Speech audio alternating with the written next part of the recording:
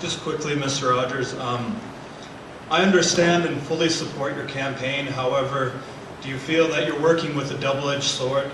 Because if you had mentioned a fact that 680 million, or 1% of Coca-Cola's trademark, were taken out, aren't they just going to compensate that with lowering workers' wages in these various countries? No, let me add another thing. One thing I've also forgot, I just want to add, particularly for all the, because we're here in an academic institution, this is a good question, I'll get right back to you. By the way, also what happened in July, boy was Coke furious, resulted from a lot of our work. The Teachers Insurance and Annuity Association College Retirement Equities Fund, the largest pension fund in the U.S. that covers college and university teachers from all across the country, they have what's called the largest social choice account in the world for individual investors. It's screened for social responsible investing. The advisors to TI-CREF said that Coca-Cola no longer meets the criteria as a socially responsible company. That immediately caused TI-CREF to divest 1.25 million shares of Coca-Cola stock worth over $50 million.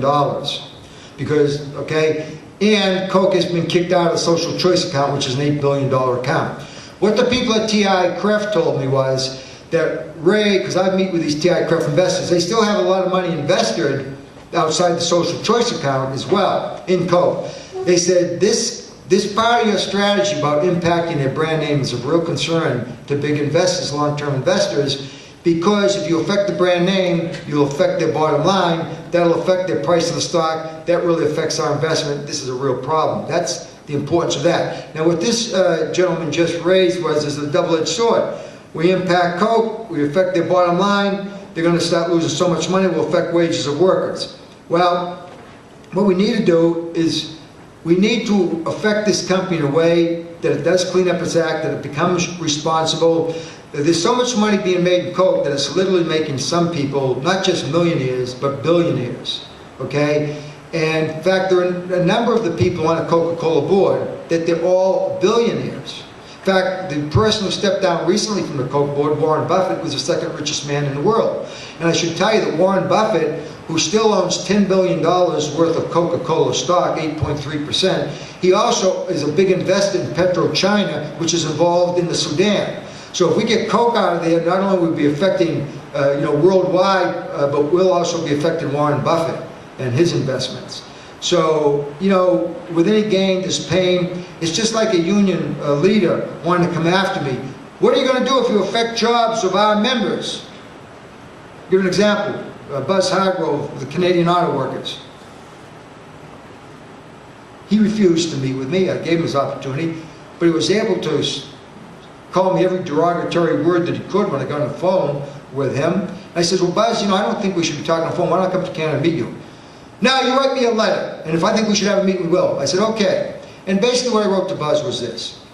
United we stand, divided we fall, okay? An injury to one is an injury to all.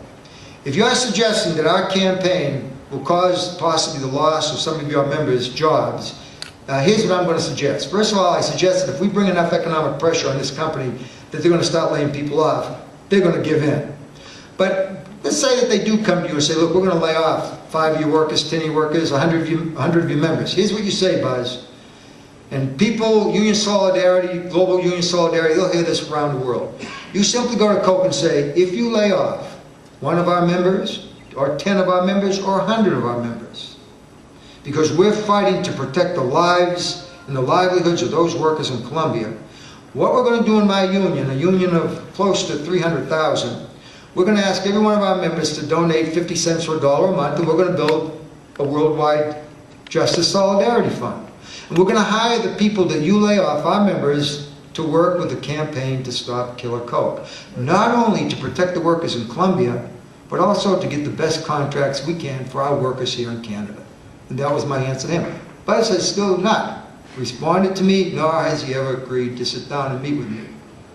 And I'll tell you, I've been in the labor movement a long time, and I love the labor movement. We need union activists, and we need good, honest unions.